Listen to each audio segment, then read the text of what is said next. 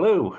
Thank you so much for joining us again in our series, The State of Practice for Retaining Online Adult Students.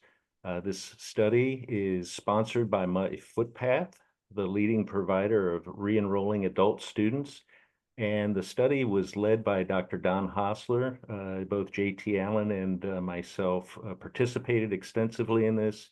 A white paper is out. We expect to see it published in a journal shortly, and we'll be presenting at the SEM conference in November on the findings. It's exciting to have today Dr. Reggie Hill, the Vice Chancellor for Strategic Enrollment Management at the University of Missouri, St. Louis. You've probably seen him in a number of speaking capacities, both online and at conferences recently, as well as J.T. Allen, the founder and CEO of MyFootpath. In looking at the different findings that we've had from this study, which we'll see the different institutions that were able to participate with us on this, it essentially was the genesis of looking at the number of adults across the country who have earned some credit but no credential. And as we'll see on this map, there are roughly 43 million stop-outs, pretty extensive. So not a surprise that this is an opportunity to both bring parity to degree attainment as well as recapture tuition revenue to an institution. And today that's a critical need to have us be able to help reallocate it back into student success. What we'll see on this next slide is a set of the findings that came to bear from the study. The first one, which we presented on a couple of weeks ago, was on student financing. Today, we'll be talking specifically about deliberate planning for online enrollment. And at our next webinar, we'll be focusing on the high level of service. So to get in hearing from our experts, we'd like to break down the online enrollment planning into three subtopics that came to bear. The first one is outlining enrollment goals and academic pathways. Second, clearly defining leadership and accountability along with benchmarks. And finally, coordinating student support from entry all the way to completion. So in jumping right in to outlining enrollment goals and academic pathways, Reggie, would love to hear from you sort of how your institution and your experience has begun looking at this population and incorporating it into goals for the institution. Yeah, and thank you for that comment, Luke. Here at University of Missouri St. Louis, we're thinking about online education. I don't think differently, but we have no goals and aspirations to be a large online program. We're looking at online education from the perspective of flexibility, how we serve our large adult learning population, how we may re-enroll stop-outs for education continuation. But more importantly, we're setting modest goals in terms of enrolling online students relative to the other enrollment pathways. We're talking about it in the frame of an enrollment portfolio. We're thinking about our first time in college population. We're thinking about our transfer population. We're thinking about our campus adult learning population. We're thinking about our workforce population and our online population. And sometimes that's one and the same because our workforce population is taking online. But more importantly, I'll talk from a workforce standpoint. When we think about our workforce learners, we know that they could be the majority population within our online platform. And so for us, we're using our online platform as a product to push out to our corporate partners, not only to connect and engage with those learners within a corporation, but also use it as a modality for degree completion. Thanks, JT. You've worked with a number of institutions as well in delivering online programs for adults. Can you speak a little bit to some of the common academic pathways that have been delivered online in your experience? Yeah, for sure. So when we in our work to really, our work really focuses on bringing back stop outs, right? And so those stop outs often are in the workforce, as Reggie described, right? And so because they're working, it can be hard to get to campus. So many of them will return to online programs.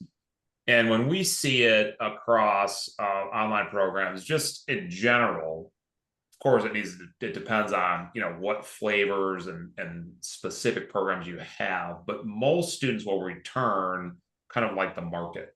So meaning, business will be 45%, healthcare will be 22%, and then criminal justice, IT. And then you kind of have the rest, right? So when we look at it from a re-enrollment perspective, that's typically the programs that we look for. And then what we see is kind of one of the best practices and from the study is that then many folks sort of take that kind of market perspective and then figure out how can they really differentiate amongst their program set, kind of within those categories. Thanks. Reggie, your institution established quite some time, dominant force in a metropolitan area. Can you share with our viewers how you collaborate with some of the academic leadership to identify when it's right to offer what type of programs through this modality? Yeah, so what we establish is two committees. So the Strategic Enrollment Planning Committee that the provost and academic leadership sit on our campus. And also we have a workforce committee, which, the provost also sits on. What we have to figure out is that when we are planning for either online or some of our workforce initiatives, whether we have capacity in these programs. And so what we're challenged with sometime is that our MBA program, which is most in demand, may only have a cohort model. I would like it to have an entry point every semester. But the reality is that because of faculty load, research, some of those things may create a barrier to building a robust online MBA program. So we have to acknowledge that. Or, for example, there may be barriers to getting students into our nursing program. So we look for programs that have capacity. We look for programs that have the growth potential. And we look for programs that have the potential to be attractive to not only our corporate learners, but a broader base students and learners within the St. Louis region. Got it. JT, in your experience, you've seen, I'm sure, different points of entry at some other schools. Can you speak to some other types of models that you've seen? Sure. Well, there's some groups that will run an entry point every 5 weeks, right? So that can be a little overwhelming sometimes to start from, with different online, depending on your sort of growth curve there. When we work with folks, we typically recommend, to sort of use what you have, right? And just think about some of those entry points that are more natural. So if you offer 8-week courses, for example, well then, are they available in a fall A, fall B format, right? And sometimes that's a little simpler than trying to get, every course, every time, you don't have to sort of be all things necessarily, right? But in that kind of A/B semester framework, that seems to work pretty well. And then what we often find from, in the next level down is then, well, what's the availability? And so many times you kind of have a sense of how the courses are going to sequence, especially with kind of returning students. They don't need as many. And you can kind of pick the ones that can be the trouble spots and then work on those sort of in the multiple start areas. And then the rest kind of take care of themselves at the semester. So it's a little easier to implement. Great, thanks. Reggie, having sat in the chair, at other institutions as well, knowing that you've been doing this at other universities, something we generally need to do is establish an enrollment goal well ahead of the cycle. And that's usually what the finance office will base its budget upon. So the whole university is counting on us to sort of set the train loose on the down on the tracks. Can you speak a little bit about the timing as to when you share these goals across the university and who some of your important partners may be? Yeah, and I think, the biggest challenge for us is that, we're trying to project and predict, what will happen in the future. We're evaluating internal capabilities. We're evaluating market potential, which we have no control over.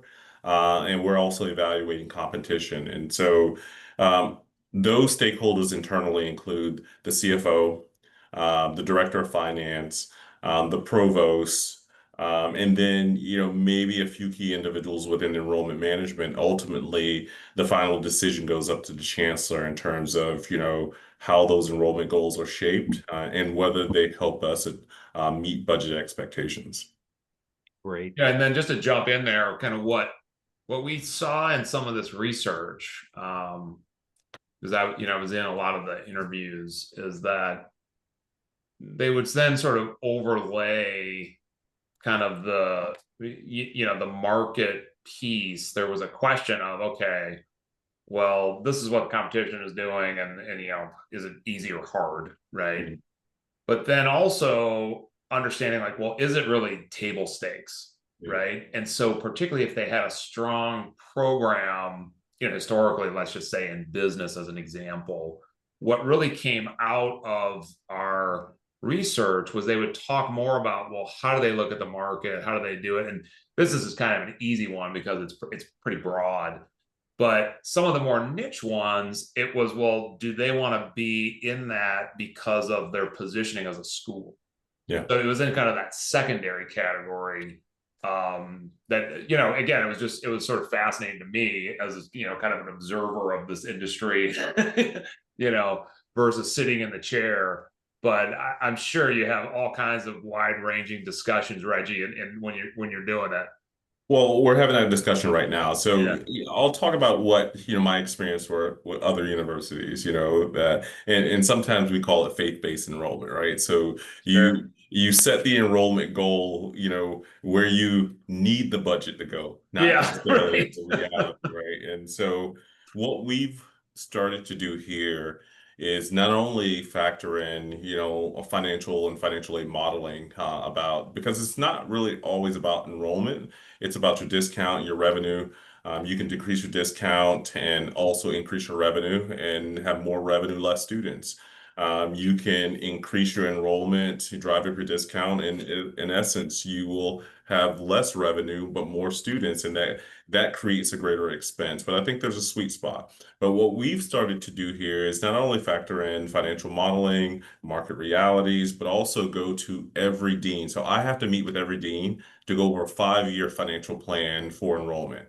And what that does is that it, accounts for every academic leader within the academy to ensure that they can also stress test where they think their college will go or where their college is going.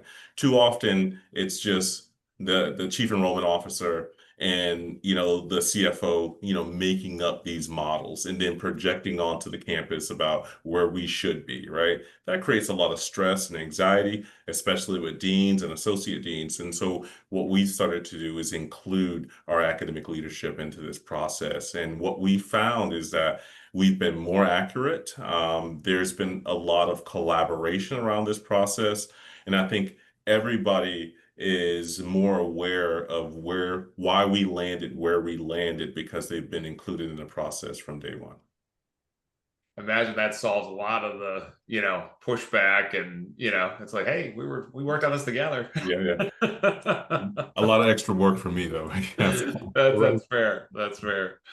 On our next slide, we'll take a look here at leadership and how leadership gets incorporated into this process. And it was a great segue you all just brought up. So we've talked about meeting with the deans. We've talked about the provost and the CFO are obvious partners. Reggie, in developing partners and knowing that the vice chancellor of enrollment um, is is a diplomat to a large degree as well. Can you speak a little bit about how you work with others to establish and monitor benchmarks to Mhm. ensure that things are getting done? Yeah. I think you have to spend a lot of time building trust, and that sometimes is over communicating. Too often, when you first become a chief enrollment officer, everybody pivots to you and say, "What's your enrollment strategy?" And I've started to turn that question around and say, "Let's figure out the institutional strategy," because enrollment is only byproduct of the institution.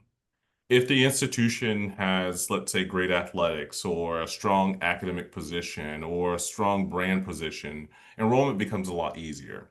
But if enrollment is fighting against all those challenges that the institution has to face in the marketplace, then us enrollment officers, feel a high level of stress and anxiety that the institution, the health and safety of the institution is on our shoulders. Yes, we play a huge role in that, but I think we have to bring the provost along and explain why academic affairs, student affairs, why online programming, why marketing and communication all are important in an institution being successful, not just enrollment. So it's really about, and like you said, I think the chief enrollment officer is one of the more important diplomats on campus because they must work with every division and department throughout the campus in order to be successful. Great. JT, I know that when you and my footpath work with institutions, you're not calling up, every vice president or vice chancellor at the institution to get a pulse check on what's going on. What's the model that your organization uses to help ensure that communications and accountability are going back and forth properly? Yeah, sure. So, I mean, when we do it from a re-enrollment perspective, um, the first task is sort of figuring out, well, who owns re-enrollment, and oftentimes it's nobody, right? So it's kind of like, oh, somebody does this, somebody does this, and so it's nobody. So the job number one is who, and when it's no one, it's getting people together to talk about, well, how do we want this to work, right? So the way that we do it is we use what we call it a steering committee. Sometimes people name it, different things because that's, it might have a bad, connotation in their world, right? Connotation. But that's what it is, right? It's a steering committee. And so we bring the leaders together and the staff, but it's to then talk about the functions that touch re-enrollment, right? So of course you're going to have like the enrollment admissions office, right, who processes the app. You're going to have the advising folks that got to get them into courses, but then what else, right? And figuring out those pieces and then just getting together regularly can often sort of solve a lot of those challenges, right? And then what happens in our world, again, now re-enrollment, we're driving that process, right? Because that's our job. But what happens is those meetings are, really once a term, maybe a little more frequently when you start, but they become kind of minutes to the re-enrollment history, right? So you can look back at, the meeting a year ago and you look at the slides and you're like, oh, this is what we were trying to solve. And then you kind of roll forward and you're like, oh yeah, here, yep, we did it. So it becomes a useful exercise to sort of see how do you bring people together in that format. Yeah. Well, TJ, there's a reason why re-enrollment and retention is becoming, having the loudest conversations in higher education enrollment management now, right? And especially if we think about online, we know that online has the highest attrition rate, and partly because of the types of learners, right?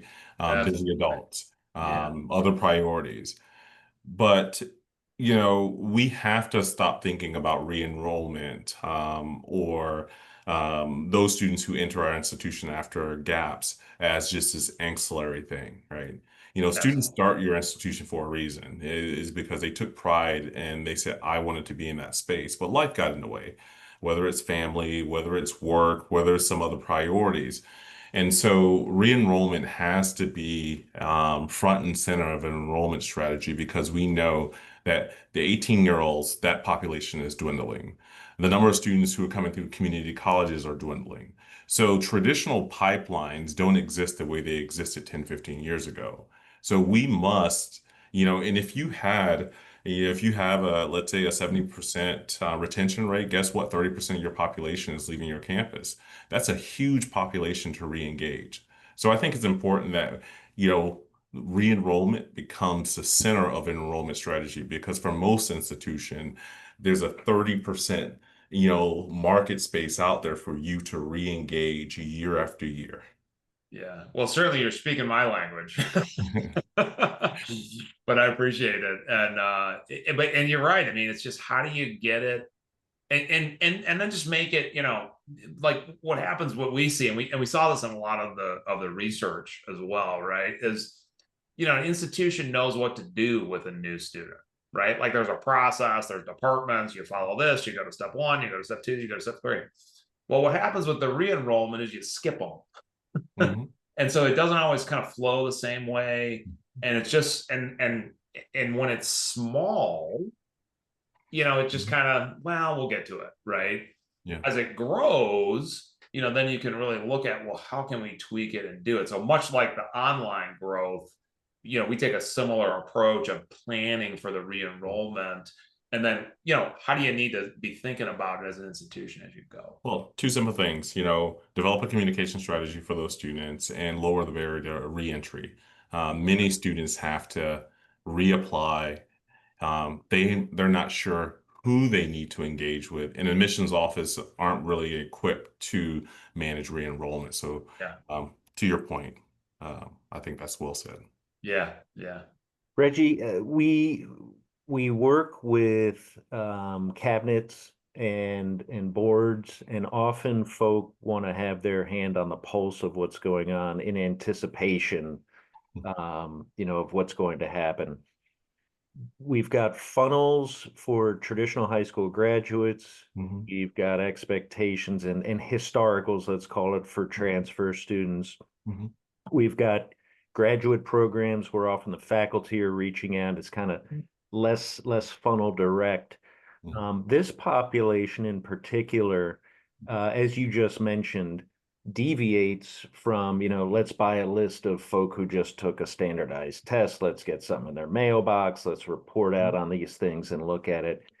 How do you communicate progress to others who are interested in this in relation to a differentiated funnel, if you will, for adults who are getting ready to enroll online? Yeah. I think one, partnering with an organization like MyFootpath, you can, but also I think what we do is we segment those audiences in our reports, in our reporting structure. So we have traditional first time in college, but when we think about the transfer population, because many of these students are kind of nestled within your transfer student population, how we think about it. So we break transfer into traditional transfer students under 24, and we break above 24, right? So we're thinking, and then not only are we breaking the above 24 down, we actually have a category for re-enrollment and readmit students.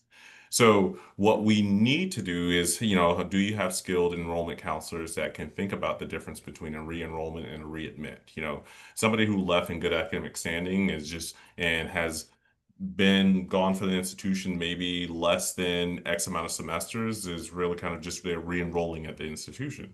And those individuals come through our admissions office because we still want a concierge service for those individuals.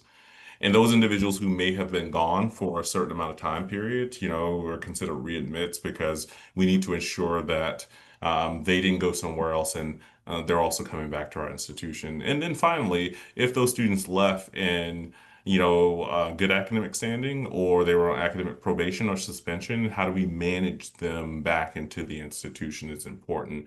And so we have skilled enrollment counselors who are dedicated to what we consider adult learners and can manage a readmit, a re-enrollment, a workforce student, or just a traditional adult learner who is thinking, now I've done my career and I'm thinking about coming back to the academy for a career change.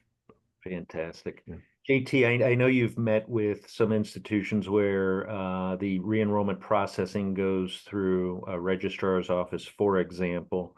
Reggie just mentioned the ability to segregate populations, if you will. Can you speak a little bit as to how, when you're engaging in these initiatives, you've got this many who stopped out, but that's probably not exactly the number who are welcomed back. Sure. Yeah. So broadly, when we do it, we're looking at 10 different populations. So you have, your traditional stop outs, your stop outs who were transferred, but it could be graduate students that were stop outs. It could be students who were admitted, not enrolled. So we go through, kind of each one, and each one kind of gets a plan, right? And so that plan, it varies depending on the size, right, of each bucket, right? But the focus then is really on, well, how do you activate that plan? Because you can imagine a grad student who stopped out is going to be a different message to get them back potentially than a student who stopped out as a freshman. So how do you do that, right? That's the organization, that's the way that we sort of segment is by these different groups, and then align the messaging and the follow-ups to kind of meet that, right? But let's create some connective tissue between this conversation, because I think when we think about stop outs, I think we also don't think about it adjacent to our online program. The reality is that the student stopped out for some reason, and mostly because finance, sometime because of life got in the way.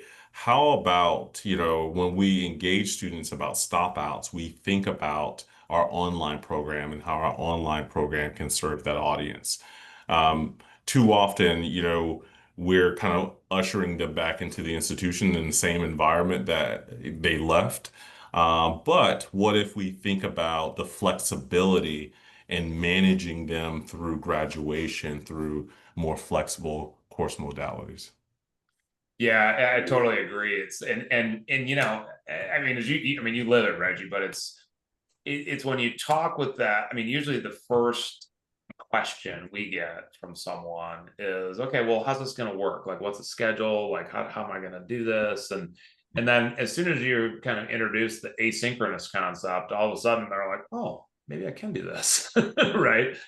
And what we really would encourage, just from what we heard from the folks in the study and just online leaders, is to be really thinking about that population, in particular, because it relates kind of throughout, right? Whether it's a workforce or if they're new to your university, it's still the same kind of process. You got to pull them through. So it was pretty powerful revelation as we went through the research.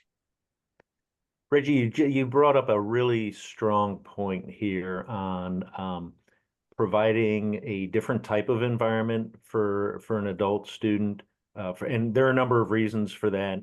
Particularly interested if you could speak to any nuances at the University of Missouri St. Louis that may affect student onboarding, financial assistance, and we'll hold off coaching for a couple minutes and hit those first two just to start.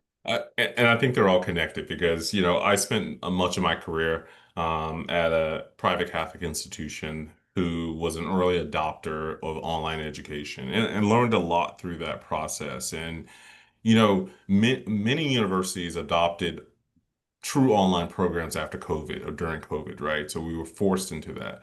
But I don't think we learned the proper approach to enrollment management of online students because we were ushered into it. We were forced into it rather than actually arriving at it. So, from a student onboarding experience, we still operate as though we are educating 18-year-olds who leave school at 2 o'clock. And, so that's how our recruitment tactics model an 18-year-old. And so we have to think about, how we're engaging them in flexible ways. Are we calling them during lunch? Are we working after 5 o'clock to engage these students who may be working full time? Are we supporting them through the financial aid process? Are we asking them to find out whether they have tuition assistance and working with our third-party billing within financial aid to be able to support these students? What are we thinking about in terms of how are we helping them obtain their textbooks when they're not picking them up from the bookstore? And then what we do know, and I'll quickly go into the last point, is that we know that a successful enrollment management for online students by mid-semester, whether it's you're in an 8-week program or whether you're in a 16-week program, your coach or your admission counselor is reaching out to you about re-enrollment. And many of us now, what we do is our online students have become a part of our larger university ecosystem. And many of those students are lost in the process. So what are we doing at a public tier 1 research institution? We're trying to model that. What has made very successful online programs successful is that high touch engagement, that concierge service, that coaching model. We're trying to model that here at University of Missouri St. Louis. That's super. And Reggie, I know through talking with you, and certainly I try to keep up with the posts coming out of your institution, there's a tremendous focus on AI. Yeah. Is there a degree to which you've been able to incorporate it into any aspects of identifying support students need or providing support?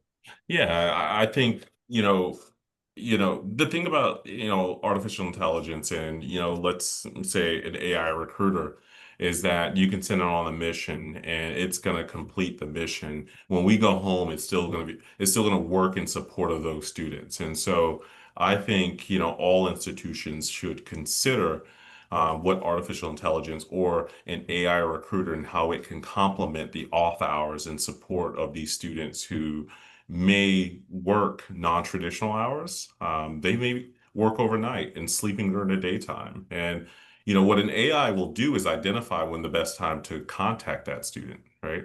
Or when the best time to engage that student, or where that student is in their learning journey or their enrollment journey, and how it can best support that student. So I think AI recruiters are not to replace humans. They are to complement the human experience and help fill the gap and engage students from where they are. Great, thanks. JT, I know you've got a position on your staff called a graduation specialist. Can you speak to the model and why that's their title? Yeah, sure. Well, that's the title that our representative holds. That's what we call them. And it's because that's their goal, right? Is to get the student to graduate, right? So we want them to have sight of that at all times, and especially with a student that we're bringing back, right? We're re-engaging and bringing back. It's probably the second question. The first question is, well, why do you want to do it? The second question is, what's your path? And it's seeing the path to graduation we find makes a real big difference in the completion rates.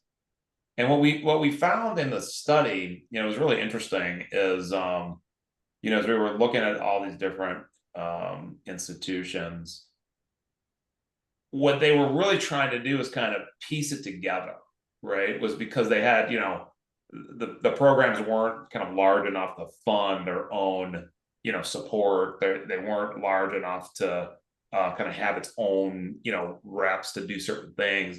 So they'd have to go and like beg, borrow, and steal from different areas of the university to make sure their online students were, kind of serviced, right? And I think it's probably similar with the re-enrollment, right? They're just smaller, right? In that world.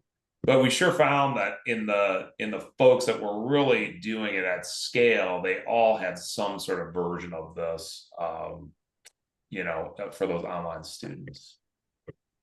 Reggie, we have a question submitted through a viewer on LinkedIn, and it is, Have you found an ideal time for outreach specifically to adult online students once they're admitted? So I'll kind of take liberty here and wordsmith that a little bit.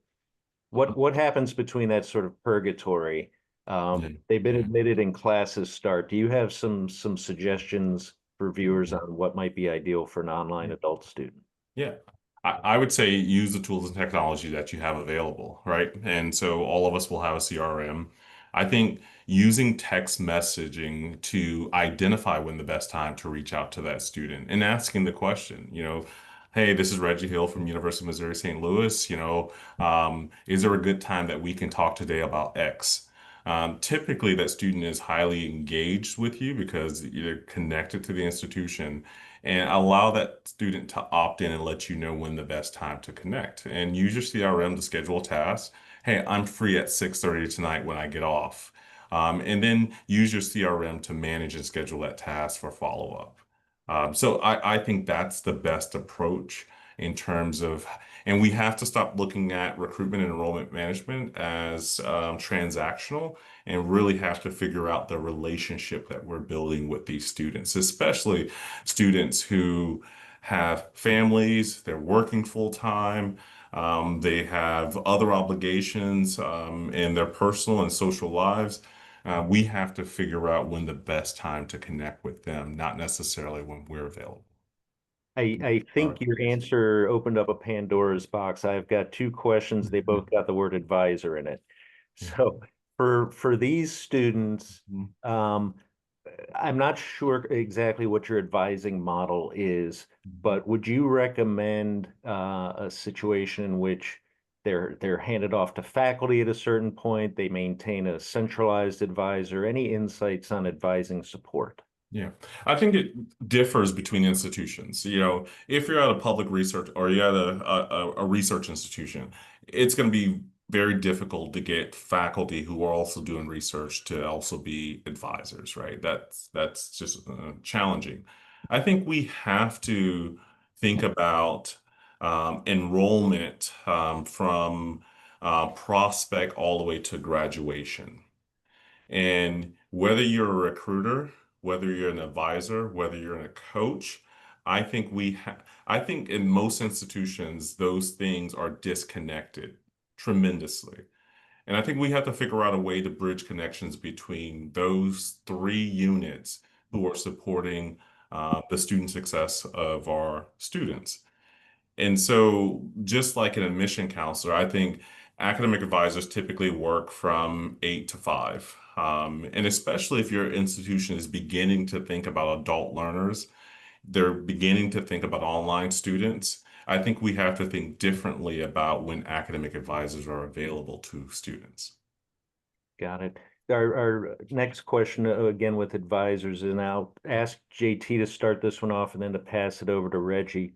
It talks about pivotal points to get adults engaged with advisors. So JT, are there some particular topical matters that you see the adult student more often than not raising their hand to get some support or ask questions about during their academic journey? Yeah, absolutely. I mean, we usually see kind of two, right, in our work. And so, I mean, there are multiple, but two that kind of rise to the top. So one is really, what's the value of the degree, right? And so they're trying to kind of answer that question, and it's like always, you have to always answer it, right? So that's the big piece that our work really deals with. Um, the second piece is really about then, okay, what's my course? What are my courses and the sequencing of those courses, right? How am I going to get this path to graduation so you can see how it comes together, right? And so so we see that all the time in our work. And then in the study, what we found is that's where a lot of the schools are focused, right? Was on that, how do I get my courses? And so one of the best practices that came out of the study was, there were a lot of folks that really flexed hours of availability around a course deadline, right? That was kind of an easy way to do it. And then certainly, I mean, as clients, I mean, you can push some of the work to us, but but when they're not, it's sort of figuring out, well, what are those resources that can help to solve those couple of questions, in an economical way. Much of our systems are built around 18 to 21-year-old. And to JT's point, is it may be as easy as flexing your hours from 10 to 7 and making yourself available when they are available. Allowing your Calendly or whatever scheduling software that you use to be available to 7 o'clock rather than to 5 o'clock. Um, those things that we haven't still addressed within higher education enrollment management are simple solutions to be able to engage adult learners, online students, and non-traditional students. Thanks. Our topic today has been purposeful enrollment planning and goal setting for adult online students. Reggie, any final thoughts, points you'd like to make that we didn't discuss during our brief meeting here? No, I just think that, all of us, and especially here at University of Missouri St. Louis, are thinking about how we diversify our portfolios. And I know that we all know that we need to diversify our portfolios, but we also need to figure out how to diversify our operation to meet those students who we're trying to attract. And so I think if there's one thing that we can touch on is that we all want online students, we all want adult students. But we need to make sure that our operations meet those expectations and how we engage those students. Fantastic. Sometimes that's not the traditional 8 to 5. That's right. Yeah. JT? Yeah, I mean, it was fascinating from the study because you'd kind of run through, we ran through a series of questions with folks and we'd say, well, do you have this in 8 to 5 and, extended hours for this? And almost always the question was like, man, I sure would like to. But Reggie, you made a great point of like, sometimes it's just easy to like, well, let's just flex the hours for 2 weeks, right? And that's going to handle the bulk of the situation. So I think what came out of it were just, some kind of practical solutions. So I really would encourage folks to just, it's on the site and it's on the My Footpath site, grab it. I think it can be useful in discussions. And I think some of the pieces that Reggie shared today on like just the chief diplomat, right? It's just over communicating and really just making sure people are on board with some of those changes can make all the difference in the world. JT, and it may not be just flexing it around certain time. Tell me what an admission counselor or an advisor is doing between the hours of 8 and 10. Right. I will tell you what they should be doing between the hours of 10 and 7. So I Right. think it's a reframing with the nature of our work. Yeah, that's a great point. That's a great point. Well, I'd like to thank our two speakers today, Dr. Reggie Hill, the Vice Chancellor of Strategic Enrollment Management at the University of Missouri St. Louis, and JT Allen, the founder and CEO of My Footpath. Their email addresses are here. I know they're both happy to discuss higher ed matters writ large, as well as some of these items that we discussed today. Both of them speak regularly, so feel free to reach out to them. And the remaining webinar that we've got will be coming up in a few more weeks, and that one has to do with really concierge level service.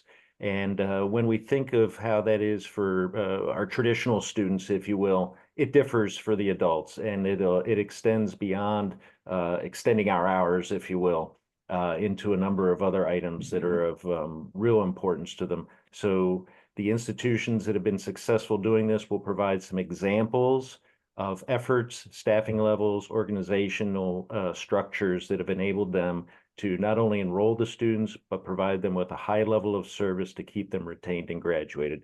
Thank you all so much for joining us today for our State of Practice on Retaining Online Adult Students, sponsored by My Footpath. I'm Luke Schultheis, an advisor to My Footpath. Thank you again, and we'll see you at our next webinar. Thank you, Reggie. Thank you.